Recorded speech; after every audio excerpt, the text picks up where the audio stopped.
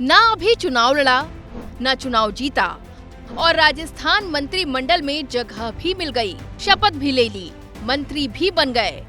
नाम है सुरेंद्र पाल सिंह टीटी। दरअसल राजस्थान में मंत्रिमंडल विस्तार के दौरान कुछ ऐसा हुआ जो देश में पहले कभी नहीं हुआ था। इसे लेकर राजस्थान की राजनीति में नया विवाद शुरू हो गया है और कांग्रेस ने बीजेपी के खिलाफ मोर्चा खोल दिया है। दरअसल राजस्थान की श्रीकरणपुर विधानसभा सीट से बीजेपी उम्मीदवार सुरेंद्र पाल सिंह टीटी को सरकार में राज्य मंत्री स्वतंत्र प्रभार बना दिया गया, जबकि सुरेंद्र पाल अभी चुनाव जीते ही नहीं। देश के इतिहास में ऐसा पहली बार हुआ है जब किसी नेता के बिना चुनाव लड़े ही उसे सरकार में पद मिल गया। दरअसल राजस्थान में विधानसभा की 200 सीटें हैं, लेकिन साल 2023 में हुए राजस्थान विधानसभा चुनाव में 199 सीटों पर ही चुनाव हुआ, जबकि श्रीकरणपुर सीट पर उपचुनाव होना है। 5 जनवरी 2024 को श्रीकरणपुर सीट पर उपचुनाव होगा। इस सीट से 75 साल के कांग्रेस नेता गुरमीत सिंह कुन्नर विधायक थे।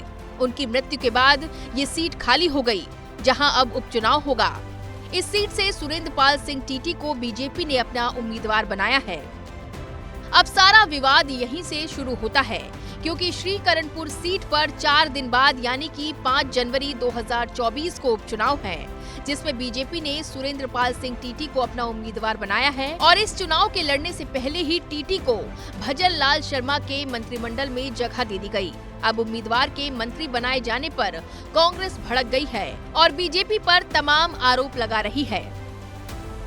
बता दें कि भजन लाल मंत्रिमंडल में भाजपा प्रत्याशी सुरेंद्र पाल सिंह टीटी को मंत्री पद की शपथ दिलाए जाने पर कांग्रेस ने ऐतराज जताया है। कांग्रेस के प्रदेशाध्यक्ष गोविंद सिंह ने कहा है कि सुरेंद्र पाल सिंह टीटी को मंत्री बनाकर भाजपा ने चुनाव की आदर्श आचार संहिता का उल्लंघन किया है।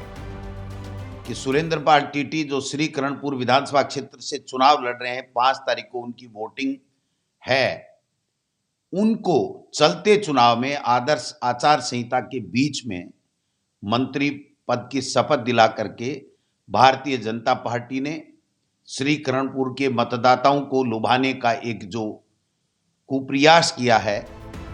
बीजेपी प्रत्याशी को मंत्री बनाए जाने पर कांग्रेस ने चुनाव आयोग में शिकायत भी दर्ज करा दी है। कांग्रेस का आरोप है कि मतदान को प्रभावित करने के लिए जानबूझकर सुरेंद्र पाल टीटी को राज्य मंत्री की शपथ दिलाई गई। चुनाव जीतने के लिए बीजेपी ने ये हथकंडा अपनाया है, जो संविधान का उल्लंघन है। अब देखना होगा कि इस पूरे विवाद पर चुनाव आयोग क्या फैसला लेता है, लेकिन फिलहाल ये मसला तूल पकड़ता जा रहा है।